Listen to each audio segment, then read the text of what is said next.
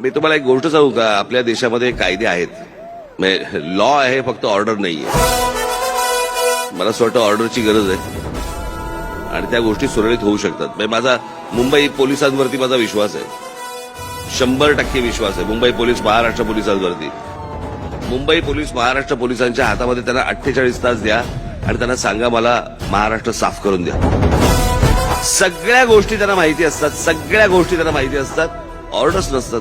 Risk कोण घेईल? आणि पोलिसांनी जर समजा एखादी भूमिका घेतल्यानंतर जर समजा त्यांना जेलमध्ये जायला लागत असेल, का जातील ते जेलमध्ये? कोणासाठी जातील? बसलेलाच माणूस टेम्पररी आहे, त्याच्यासाठी यांनी परमनंटली जेलमध्ये जायचं, याला काय अर्थ आहे का? उत्तम काम करणारे आपल्याकडे पोलीस अधिकारी आहेत, उत्तम काम करणारे. महाराष्ट्र म्हणजे मला असं वाटतं की महाराष्ट्र भाग्यवान आहे त्या बाबतीत. फक्त त्या लोकांना फक्त तुम्ही एक 48 तासाचा मोकळा हात द्या.